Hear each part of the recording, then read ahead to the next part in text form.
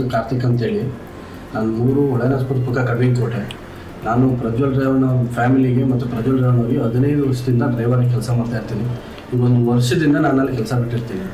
ಏನು ಬಿಟ್ಟರ ಕಾರಣ ಏನಂತಾರೆ, ಇದೇ ಮಾಧ್ಯಮದಲ್ಲೆಲ್ಲ ಬೆತ್ತರಿಸಾಗಿದೆ.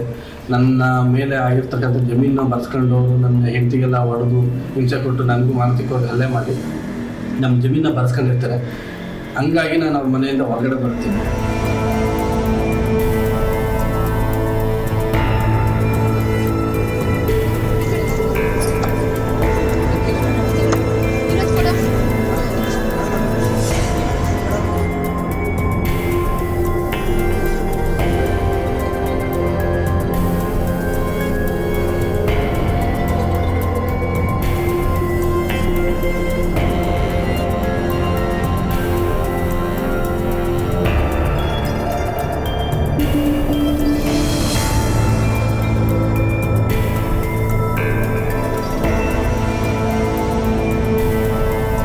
ಹೊರಗಡೆ ಬಂದ ಮೇಲೆ ನಾನು ಕೇಸ್ ಹಾಕ್ಲಿಕ್ಕೆ ಅಂತೇಳಿ ಹೋರಾಟ ಮಾಡ್ತಾ ಇರ್ತೀನಿ. ಹಂಗಾಗಿ ನನಗೆ ದೇವರಾಜೇಗೌಡರು ಇವ್ರ ವಿರುದ್ಧ ಹೋರಾಟ ಮಾಡ್ತಾ ಇರ್ತಾರೆ. BJP ಮುಖಂಡರಾದಂಥ ದೇವರಾಜೇಗೌಡರು ಹೊಳೆನರಸೀಪುರದಲ್ಲಿ BJP ಕ್ಯಾಂಡಿಡೇಟ್ ಆಗಿ ನಿಂತ್ಕೊಂಡಿರ್ತಾರೆ.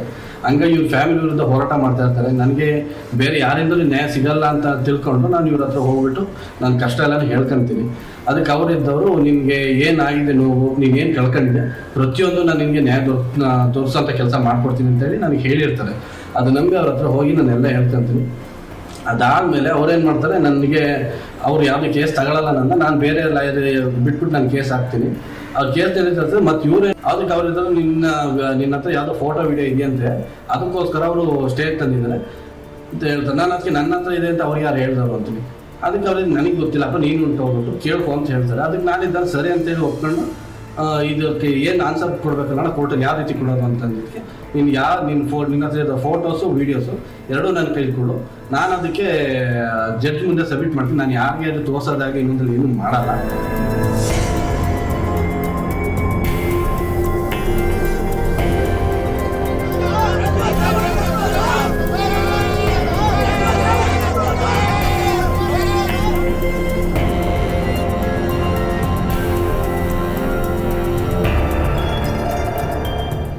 ನೆಕ್ಸ್ಟ್ ಸ್ಟೆಪ್ ನಾನು ಕೂಲಂಕುಷವಾಗಿ SIT ಮುಂದೆ ಬಂದಾದ್ಮೇಲೆ ಮೀಡಿಯಾದ ಮುಂದೆ ಇದೇ ನಿಮ್ಮ ಮಾಧ್ಯಮದ ಮುಂದೆ ಬಂದು ನಾನೆಲ್ಲನೂ ವಿವರವಾಗಿ ಹೇಳ್ಕೊಳ್ಳೋಂಥ ಕೆಲಸ ನಾನು ಮಾಡ್ತೀನಿ.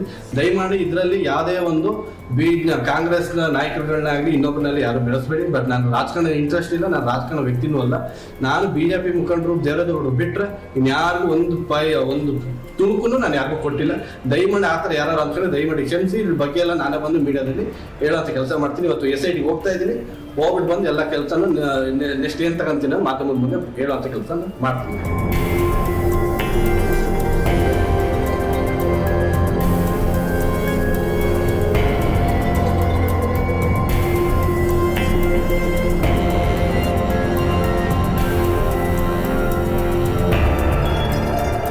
इसका पहले क्या है, बहुत इम्पोर्टेंट काम क्या है, मैं पूछा ड्राइवर को ये वीडियो किसी को दिया क्या?